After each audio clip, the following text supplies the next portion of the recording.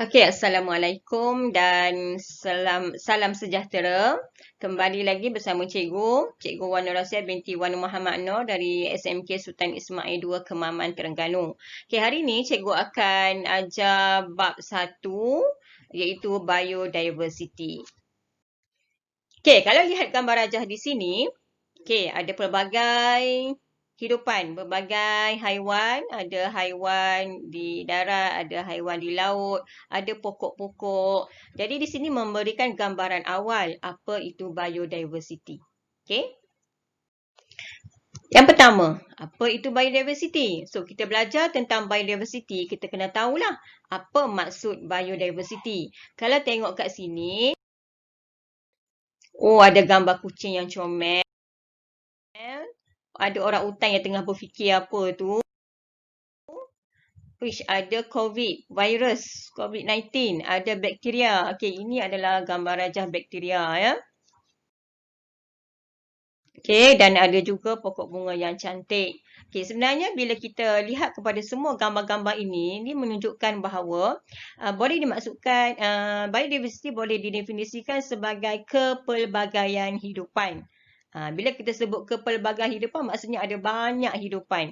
Ada haiwan, ada tumbuhan, ada haiwan di darat, ada haiwan di laut. Jadi dia melibatkan kepelbagaian hidupan dan setiap hidupan ini ada habitat dia dan setiap di habitat dia mereka saling berinteraksi antara satu sama lain. So, fahamkan apa itu biodiversity. Okay, yang seterusnya, apa pentingnya biodiversity? Okay, kenapa kita belajar tentang biodiversity ni? Okay, sebenarnya kita perlu tahu bahawa biodiversity ini adalah sumber makanan. Okay, dia adalah sumber makanan kepada manusia dan juga haiwan. Jadi, biodiversity menjadi sumber makanan utamalah kepada hidupan di dunia. Okay, yang kedua, keseimbangan alam. Bagaimana ini yang dikatakan sebagai penting? Okey, kalau lihat contoh yang paling mudah di sini, seekor lebah ni sedang mendapatkan madu daripada bunga ni. Jadi apa yang dapat faedah daripada lebah ni? Bunga ni faedah dia lebah ni sebagai ejen pendembungaan. Okay, jadi saling memerlukanlah. Sama juga macam kita oksigen, kita karbon dioksida. Jadi dia adalah satu kitaran yang boleh memberi keseimbangan alam. Okay, yang ketiga, tempat rekreasi. Okay, kita tahu di Malaysia ni banyak hutan-hutan yang cantik, ada sungai yang bersih, okay, air sungai yang bersih, ada tempat-tempat yang sangat menarik, pantai. Jadi, itu adalah biodiversity menjadi tempat rekreasi.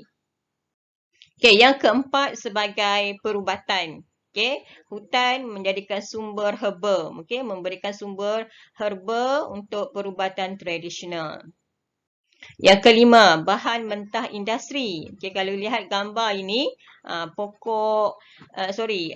kayu kan, kayu yang dijadikan sebagai kerusi, meja itu adalah dalam industri perabot. Macam rotan juga adalah sumber hutan menjadi bahan mentah industri.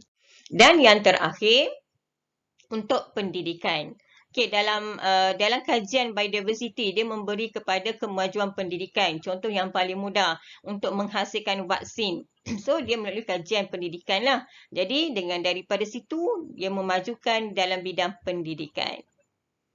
Okay, itu adalah 6 kepentingan biodiversity. Dan yang terakhir, dalam topik ini, 1.1 ini adalah berkaitan dengan pengurusan biodiversity secara berkesan.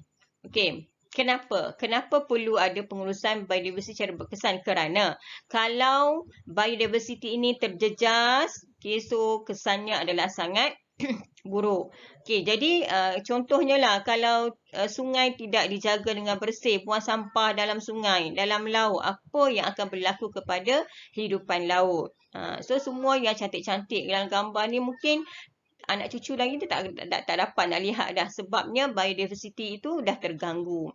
Okey. Okey, bagaimana cara dia? Mungkin ada beberapa langkah untuk memastikan biodiversity sentiasa terjaga. Yang pertama mungkin kita kena penguatkuasaan undang-undang. So, kena ambil tindakan lah kalau melibatkan ada pencemaran sungai. Okey, yang kedua, untuk boleh buat hutan simpan supaya pokok-pokok yang hampir pupus itu terjaga.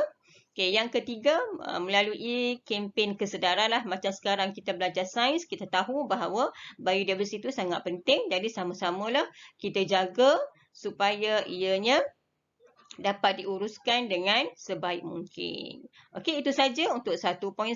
Nanti kita akan sambung video seterusnya untuk 1.2.